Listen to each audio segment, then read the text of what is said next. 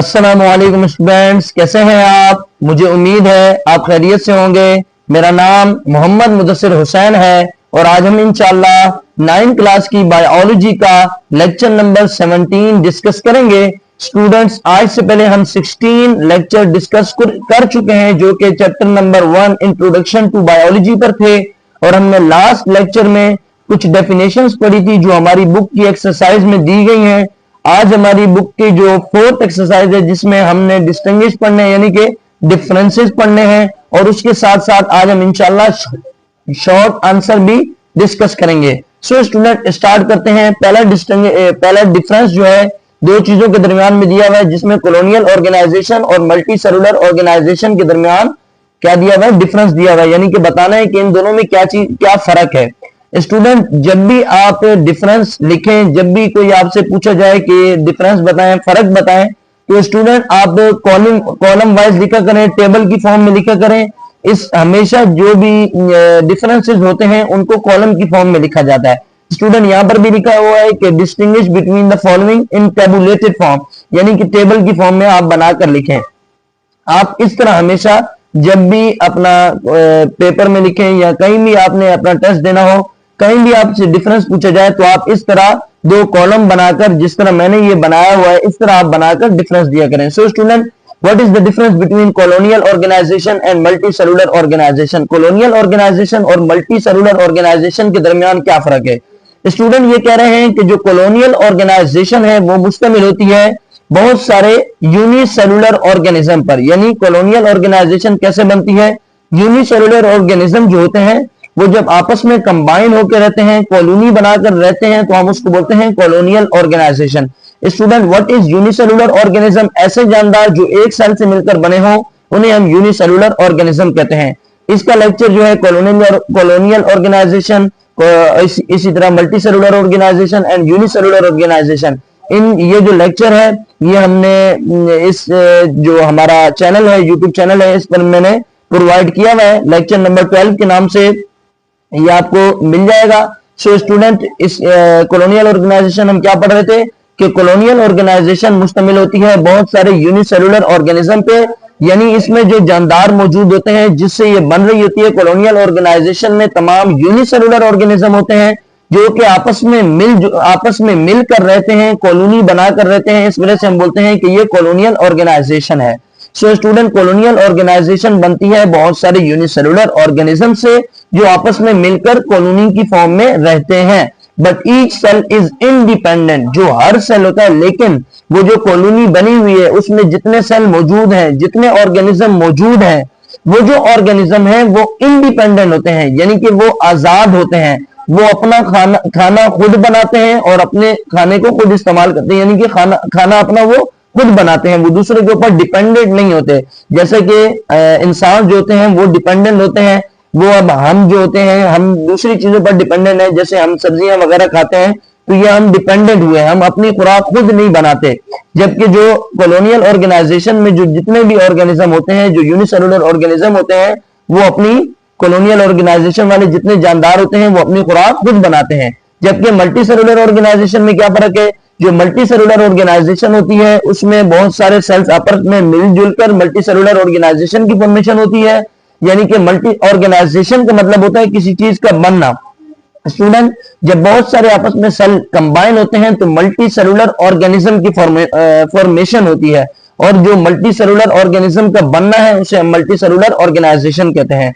सो student, multicellular organisation में बहुत सारे सेलों पर मुश्तमिल होती है मल्टी सेलुलर ऑर्गेनाइजेशन, और वो जो सेल होते हैं वो इंटरडिपेंडेंट होते हैं, यानी कि वो खुद आजाद नहीं होते बल्कि वो एक दूसरे के साथ मिलकर काम करते हैं।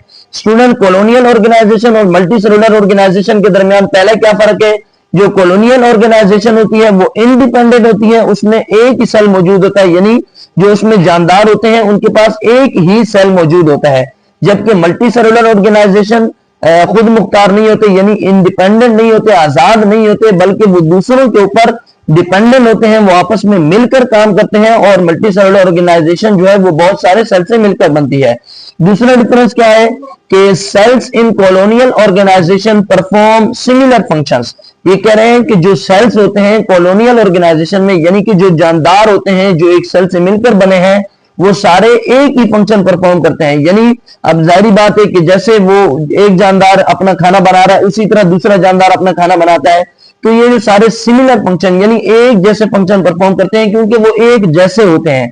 यूनिसेलुलर ऑर्गेनिज्म जो एक जैसे होते हैं वो आपस में कंबाइन होकर कॉलोनी की फॉर्मेशन करते हैं। जबकि बात की जाए मल्टी सेलुलर ऑर्गेनिज्म की, cells in multicellular organization perform specialized function. ये क्या कह रहे हैं, जो मल्टी सेलुलर ऑर्गेनाइजेशन है, यानी कि जो एक जानदार मल्टी सेलुलर ऑर्गेनिज्म बन रहा है, उसमें जो सेल्स होते हैं वो आपस में कंबाइन होकर एक स्पेसिफिक फंक्शन को परफॉर्म करते हैं। सो स्टूडेंट, तीसरा जो पॉइंट बताया हुआ है, जो तीसरा डिफरेंस है वो क्या है, individual organisms in a colony or biofilm can survive on their own if separated. यानी ये कह रहे हैं कि अगर उनको अलग किया जाए तो जो कॉलोनियल ऑर्गेनाइजेशन होती है वो खुद सरवाइव कर सकती है, वो खुद अपना खाना बना सकती है, खुद जिंदा रह सकते हैं। जबकि बात की जाए मल्टी सेलुलर ऑर्गेनाइजेशन की, they are unable to survive on their own if separated. ये कह रहे हैं कि जब इनके सेल्स को आपस में, मतलब इनके सेल्स को मुख्तलिफ अलग अलग कर दिया जाए तो ये जिंदा नहीं रह पाएंगे, ये सर्वाइव नहीं कर पाएंगे। ठीक है स्टूडेंट्स, तीन डिफरेंस हमने पढ़े। पहला ये कि कॉलोनियल ऑर्गेनाइजेशन जो होते हैं वो उसमें यूनिसेलुलर ऑर्गेनिज्म शामिल है जो कि इंडिपेंडेंट होते हैं, आजाद होते हैं। जबकि मल्टी सेलुलर ऑर्गेनाइजेशन में जो मल्टी सेलुलर ऑर्गेनिज्म होते हैं वो इंटरडिपेंडेंट होते हैं, यानी कि आपस में मिलकर काम करते हैं। मल्टी सेलुलर ऑर्गेनाइजेशन में जो सेल्स होते हैं वो आपस में मिलजुल कर काम करते हैं। दूसरा डिफरेंस पड़ा कि जो सेल्स होते हैं कॉलोनियल ऑर्गेनाइजेशन के वो सिमिलर फंक्शन, एक जैसे फंक्शंस को परफॉर्म करते हैं। जबकि मल्टी सेलुलर ऑर्गेनाइजेशंस के जो सेल होते हैं वो एक फंक्शन को परफॉर्म करते हैं, सारे मिलकर एक स्पेसिफिक फंक्शन को परफॉर्म करते हैं। कॉलोनियल ऑर्गेनाइजेशन अपने अपने फंक्शन को परफॉर्म करते हैं, लेकिन सिमिलर फंक्शंस जो एक सेल कर रहा है वही दूसरा सेल परफॉर्म करता है। जबकि जो मल्टी सेलुलर ऑर्गेनाइजेशन होते हैं वो एक फंक्शन को परफॉर्म करते हैं, सारे आपस में कंबाइन होके। तीसरा हमने डिफरेंस पढ़ा कि जो अगर हम कॉलोनियल ऑर्गेनाइजेशन में जो सेल्स हैं उनको अगर सेपरेट कर दें तो वो जिंदा रह सकते हैं, सर्वाइव कर सकते हैं। जबकि जो मल्टी सेलुलर ऑर्गेनाइजेशन के सेल हैं वो नहीं सर्वाइव कर सकेंगे, वो जिंदा नहीं रह सकेंगे। हमारे पास एग्जांपल इसमें वॉलवॉक्स है कॉलोनियल ऑर्गेनाइजेशन में, जबकि मल्टी सेलुलर ऑर्गेनाइजेशन में फ्रॉग और मस्टर्ड प्लांट इसकी एग्जांपल है। सो स्टूडेंट, दूसरा डिफरेंस हमारी बुक में दिया गया है agriculture and horticulture. What is agriculture and horticulture? Agriculture और हॉर्टिकल्चर क्या है और उनके दरमियान क्या डिफरेंस है? Agriculture refers to the cultivation of crops and livestock on a large scale. Agriculture से मुराद ये है कि फसलों को उगाना और जिंदगी की जो हमारे को चीजें चाहिए होती हैं उनका जो उनकी जो मतलब उनको तैयार करना, इसको हम कह सकते हैं कि एग्रीकल्चर। अब फॉर एग्जांपल आप ये समझ सकते हैं कि एग्रीकल्चर से मुराद ये है कि फसलों को उगाना और उसके साथ साथ जो जानदार हैं, अब जैसे मवेशी होते हैं, जानवर वगैरह होते हैं, इनको पाल के इनसे दही, दूध, मक्खन ये चीजें हासिल करना, ये हमारे पास एग्रीकल्चर कहलाता है। जबकि जो हॉर्टिकल्चर है, हॉर्टिकल्चर एक एग्रीकल्चर की टाइप कह सकते हैं या एक हिस्सा आप कह सकते हैं कि हॉर्टिकल्चर जो है वो एग्रीकल्चर का एक हिस्सा है। इससे मुराद क्या होती है? Horticulture refers to the cultivation of fruits. Horticulture से मुराद क्या है कि फलों को उगाना, वेजिटेबल्स को उगाना और flowers on a small scale. यानी कि जो एग्रीकल्चर होती है वो एक लार्ज स्केल पर होती है, बड़ी सतह पर होती है, और उसमें हमारे पास फसलों के साथ साथ जानदार वगैरह भी शामिल, जानवर भी शामिल हैं जिनके जरिए हम दही, दूध, मक्खन वगैरह हासिल करते हैं। जबकि जो हॉर्टिकल्चर है वो सिर्फ और सिर्फ पौधों पर ही मुनहसर है, यानी उसमें सिर्फ और सिर्फ पौधे ही उगाए जाते हैं। ठीक है, पौधों में फ्रूट हासिल किया जाता है, यानी फल लिए जाते हैं, इसी तरह सब्जियां और फूलों को लिया जाता है। और ये जो हॉर्टिकल्चर होती है वो एक स्मॉल स्केल पर होती है, यानी छोटी सतह पर होती है, और एग्रीकल्चर एक लार्ज सतह, बड़ी सतह पर होती है। सो स्टूडेंट, दूसरा डिफरेंस क्या है? Agriculture focuses on food production and live stock. यानी कि वो बात क्या की जा रही है कि जो एग्रीकल्चर होती है ये फोकस करती है कि फूड की प्रोडक्शन पे कि ग़िज़ा कैसे बनाई जाए और जिंदगी की जो हमारी जरूरियात हैं उनको कैसे जानवरों के जरिए पूरा किया जाए या इसी तरह उनको कैसे पूरा किया जाए। सो हॉर्टिकल्चर से मुराद क्या होता है? Horticulture focused on ornamental and food production, यानी कि इससे मुराद क्या है कि ये सिर्फ और सिर्फ फूड की प्रोडक्शन में सिर्फ और सिर्फ जो फसलें हैं उन पर ही मुनहसर होती है। मैंने आपको बताया agriculture is practised on a large scale, ये भी मैंने आपको बताया कि जो एग्रीकल्चर होती है वो लार्ज स्केल पर होती है, जबकि जो हॉर्टिकल्चर होती है वो स्मॉल स्केल पर होती है। Agriculture involves the cultivation of grains, pulses, oil seeds etc। ये कह रहे हैं कि जो एग्रीकल्चर होती है उसकी कल्टीवेशन में, उसकी काश्तकारी में दालें, इसी तरह ऑयल सीड्स ऐसी चीजें शामिल है, यानी कि जो हमारे पास दाने गंदम हो गई, इसी तरह चावल हो गए, इसी तरह हमारे पास दालें हो गई, ये सारी एग्रीकल्चर में शामिल है। जबकि अगर हॉर्टिकल्चर की बात की जाए तो ये सिर्फ और सिर्फ फ्रूट, वेजिटेबल और फ्लावर्स पर मुश्तमिल है, यानी कि इसमें इसकी काश्तकारी की जाती है। सो स्टूडेंट्स अब चलते हैं शॉर्ट क्वेश्चन आंसर पर, जो हमारी एक्सरसाइज नंबर 4 है, आई थिंक एक्सरसाइज नंबर 5 है। सो स्टूडेंट स्टार्ट करते हैं। पहला क्वेश्चन क्या दिया हुआ है? Why subject biology is named as multi-dimensional subject? Biology जो सब्जेक्ट है इसको मल्टी डायमेंशनल सब्जेक्ट क्यों कहा जाता है? Basically students multi dimensional subject ऐसा सब्जेक्ट होता है जिसके अंदर बहुत सारी, जो अकेला नहीं होता, जिसके अंदर मजीद बहुत सारी फील्ड्स मौजूद होती हैं। सो स्टूडेंट जैसे कि बायोलॉजी में बहुत सारी फील्ड्स आ जाती हैं, जैसे इकोलॉजी आ जाती है, इसी तरह हमारे पास जेनेटिक्स आ जाती है और भी मजीद बहुत सारी ब्रांचेस आ जाती हैं। तो इसका मतलब यह है कि बायोलॉजी एक अकेला सब्जेक्ट नहीं है, अकेली फील्ड नहीं है। सो स्टूडेंट आंसर पढ़ लेते हैं। Biology is named a multidimensional subject because it is considered as interdisciplinary science which is related with other sciences। ये कह रहे हैं कि जो बायोलॉजी है वो एक मल्टी डायमेंशनल सब्जेक्ट है, यानी ऐसा सब्जेक्ट है जिसमें मजीद फील्ड है। ये क्यों है? क्योंकि इसको इंटरडिसिप्लिनरी साइंस कहा जाता है, यानी ऐसी साइंस कहा जाता है जो कि बहुत सारी साइंसेस के साथ ताल्लुक रखती है, बहुत सारी साइंसेस के साथ जुड़ी होती है। जैसे कि बायोलॉजी का ताल्लुक जो है वो हमारे पास फिजिक्स के साथ भी है, मैथमेटिक्स के साथ भी है, केमिस्ट्री के साथ भी है, जियोग्राफी के साथ भी है, इकोनॉमिक्स के साथ भी है। सो बायोलॉजी क्या है? बायोलॉजी को क्यों मल्टी डायमेंशनल सब्जेक्ट कहा जाता है? क्योंकि ये एक इंटरडिसिप्लिनरी साइंस है, यानी कि ये एक ऐसा सब्जेक्ट है जो कि बहुत सारी साइंसेस के साथ रिलेशनशिप, जिसका बहुत सारी साइंसेस के साथ ताल्लुक है। So student multi dimensional subject ऐसा सब्जेक्ट जो अकेला ना हो, जिसके साथ बहुत सारी फील्ड मुनहसर हो, यानी उसमें बहुत सारी फील्ड हो या उसके साथ बहुत सारी फील्ड ताल्लुक रखती हो। तो बायोलॉजी एक ऐसा मल्टी डायमेंशनल सब्जेक्ट है जिसके साथ बहुत सारी फील्ड ताल्लुक रखती हैं, ये हमने इसका आंसर बताया। सो स्टूडेंट दूसरा क्या हमसे पूछा गया? How farming profession helps Mankind, यानी जो फार्मिंग का शोबा है वो कैसे मदद करता है इंसानों की। Farming profession helps Mankind by providing food, fibre and other essential products, ensuring food security and supporting life.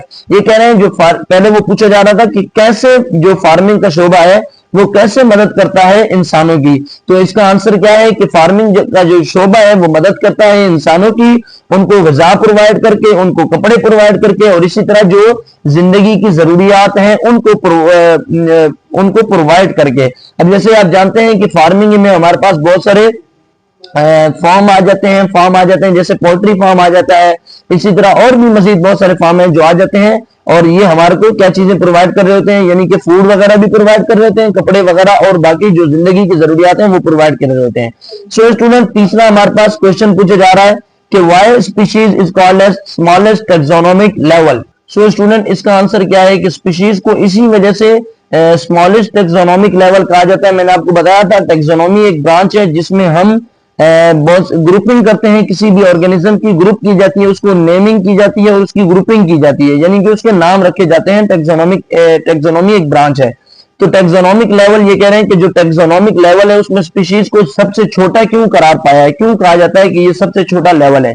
Basically student species को इसी वजह से छोटा लेवल कहा जाता है क्योंकि ये फर्दर सब डिवाइडेड नहीं है, इसमें मजीद ये डिवाइड नहीं होता और इसको क्या, और ये क्या है कि species is called the smallest taxonomic level, इसको स्मॉलेस्ट टेक्सोनोमिक लेवल कहा जाता है because it represent a group of organism that can interbreed and produce fertile offspring and it can not be further subdivided. और ये यही कह रहे हैं कि ये इससे मुराद ये होता है कि एक ऑर्गेनिज्म का ग्रुप जो कि आपस में इंटरब्रीड हो सकता है, कर सकता है और उसी के साथ साथ प्रोड्यूस कर सकता है अपने फर्टाइल ऑफस्प्रिंग को यानी औलाद को, ठीक है। और it can not be further subdivided, और ये मजीद तकसीम नहीं हो सकता, इस वजह से इसको छोटा लेवल कहा जाता है, इसको छोटा टेक्सोनोमिक लेवल कहा जाता है। स्पीशीज को छोटा टेक्सोनोमिक लेवल क्यों कहा जाता है? क्योंकि ये शो करता है एक स्पेसिफिक ग्रुप ऑफ ऑर्गेनिज्म को जो कि आपस में इंटरब्रीड कर सकते हैं और इसके साथ साथ अपने ऑफस्प्रिंग औलाद को प्रोड्यूस कर सकते हैं, पैदा कर सकते हैं और फर्दर सब डिवाइडेड नहीं होते, यानी कि मजीद तकसीम नहीं हो सकते। तो अब इसके बाद सवाल पूछा जा रहा है कि how population is different from community, population community से क्यों मुख्तलिफ है। बेसिकली स्टूडेंट हमने डिस्कस किया था कि जो पॉपुलेशन से मुराद ये होता है कि किसी भी ऑर्गेनिज्म का, किसी भी जानदार का एक स्पेसिफिक एरिया पर रहना, यानी जो बहुत सारे ऑर्गेनिज्म हो, ग्रुप ऑफ इंडिविजुअल हो, यानी जो स्पेसिफिक एक ऑर्गेनिज्म हो उसका ग्रुप हो। अब जैसे एक पैरोट है, उसका एक ग्रुप हो, उसकी एक फैमिली हो, पूरा उसका एक खानदान हो, तो उसका अगर एक जगह पर रहना, एक स्पेसिफिक हैबिटेट कहते हैं, जो जगह जिस जगह पे वो रहता हो उसको हैबिटेट कहा जाता है। तो एक स्पेसिफिक जगह पर या एक स्पेसिफिक हैबिटेट पर रहना वो हमारे पास पॉपुलेशन कहलाता है। जबकि डिफरेंट ऑर्गेनिज्म का, यानी कि मुख्तलिफ जानदारों का एक जगह पर रहना वो हमारे पास कम्युनिटी कहलाता है। सो स्टूडेंट दोनों में क्या फर्क है? पॉपुलेशन से मुराद है कि सेम स्पीशीज, यानी एक जानदार के एक स्पीशीज के, एक नस्ल के बहुत सारे ऑर्गेनिज्म एक जगह पर रहते हो तो हम उसे पॉपुलेशन कहते हैं। जबकि कम्युनिटी से मुराद है कि डिफरेंट स्पीशीज यानी डिफरेंट नस्लों के जो ऑर्गेनिज्म है वो अगर एक जगह पर रहते हो तो हम उसे कम्युनिटी कहते हैं। सो स्टूडेंट दोनों में फर्क क्या है? एक में एक स्पीशीज शामिल है, यानी कि एक में एक ही नस्ल शामिल है, जबकि कम्युनिटी से मुराद बहुत सारी नस्लें हैं, बाकी जगह का वही है कि एक ही जगह पर रहते हैं। सो स्टूडेंट एक और सवाल पूछा जा रहा है, how new varieties of plants are produce, यानी कि पौधों की कैसे नए पौधे प्रोड्यूस किए जाते हैं। हाउ का मतलब होता है कैसे। New varieties of plants are produce through hybridisation, grafting and genetic engineering. ये कह रहे हैं कि जो प्लांट्स हैं, बहुत सारे न्यू वेराइटीज यानी कि नई किस्मों के जो पौधे होते हैं वो किस तरह तैयार किए जाते हैं? वो हाइब्रिडाइजेशन के जरिए तैयार किए जाते हैं, ग्राफ्टिंग के जरिए और जेनेटिक इंजीनियरिंग के जरिए। बेसिकली स्टूडेंट हाइब्रिडाइजेशन से मुराद ये होता है कि अब जैसे एक पौधा, दो पौधों को आपस में कंबाइन करके एक ऐसा पौधा प्रोड्यूस किया जाता है या ऐसा पौधा बनाया जाता है, तैयार किया जाता है जिसमें उन दोनों की खसूसियात मौजूद है। जैसे कि फॉर एग्जांपल एक हमारे पास पौधा है जो कि फल ज्यादा देता है लेकिन वो बीमार जल्दी हो सकता है, यानी कि उसके ऊपर ऑर्गेनिज्म जो माइक्रो ऑर्गेनिज्म है जो वो उसके ऊपर जल्दी अटैक कर सकते हैं। जबकि अगर बात की जाए एक दूसरा पौधा है, उसके अंदर ये सलाहियत है कि वो यानी कि वो जल्दी बीमार नहीं होता। उसके पहले वाले में क्या खासियत थी कि वो फल ज्यादा देता था लेकिन बीमार जल्दी हो जाता था। दूसरे में खासियत ये है कि वो जल्दी खराब नहीं होता, जबकि वो फल कम देता है। पहला वाला फल ज्यादा देता था, दूसरा फल कम देता है। तो हाइब्रिडाइजेशन से मुराद ये है कि उन दोनों पौधों को आपस में कंबाइन किया जाता है, उन दोनों पौधों से मजीद जो नए पौधे प्रोड्यूस किए जाते हैं, नए पौधे तैयार किए जाते हैं जिनमें यह खासियत होती है जो कि फल भी ज्यादा देते हैं और इसके साथ साथ उनके अंदर कुव्वत मुदाफियत भी ज्यादा होती है, यानी कि वो जो जानदार होते हैं, जानवर होते हैं, छोटे ऑर्गेनिज्म होते हैं जो उनको नुकसान पहुंचाते हैं, उनसे भी वो बच सकते हैं। जबकि ग्राफ्टिंग से मुराद ये होती है कि एक पौधे को कट करके दूसरे को उसके साथ ऐड किया जाए, इसे हम ग्राफ्टिंग कहते हैं। आपने देखा होगा कि एक पौधा जो होता है उसको नीचे से कट किया जाता है, उसकी स्टेम तक स्टेम से उसको कट कर दिया जाता है, जबकि दूसरे पौधे को स्टेम के ऊपर वाले हिस्से से कट करके उसके साथ कंबाइन कर दिया जाता है ताकि एक पौधा बन जाए और वो अच्छी तरह के फ्रूट दे। ठीक है स्टूडेंट, इसको हम ग्राफ्टिंग कहते हैं। जबकि जेनेटिक इंजीनियरिंग से मुराद ये होता है कि उसकी जीन में तब्दीली करके ऐसे पौधे प्रोड्यूस किए जाएं जो कि कुव्वत मुदाफियत ज्यादा रखते हो, और इसी तरह अगर उनको पानी कम प्रोवाइड किया जाए तो वो कम पानी अगर उनके पास मौजूद हो उसके बाद भी वो जिंदा रह सके। बेसिकली जेनेटिक इंजीनियरिंग एक साइंस है, एक टेक्निक भी कह सकते हैं, एक टेक्निक है जिसके जरिए पौधों में जीन को तब्दील करके उन्हें इस तरह बनाया जाता है, इस तरह पौधों को प्रोड्यूस किया जाता है ताकि पौधे क्या कर सकें, ताकि पौधों में कुव्वत मुदाफियत भी ज्यादा हो और वो पानी उनको कम भी अगर मिल रहा हो तो फिर भी वो सरवाइव कर सके। सो स्टूडेंट, अभी एक जो क्वेश्चन था इसका, एक और क्वेश्चन है जिसमें लेबलिंग का कहा गया था, वो इंशाल्लाह हम लॉन्ग आंसर के साथ, जो लॉन्ग क्वेश्चन आंसर है उनके साथ डिस्कस करेंगे। आज का लेक्चर हमारा यहीं तक था। अब दीजिए आप मोहम्मद मुदस्सिर हुसैन को इजाजत। अगले लेक्चर तक के लिए अल्लाह हाफिज।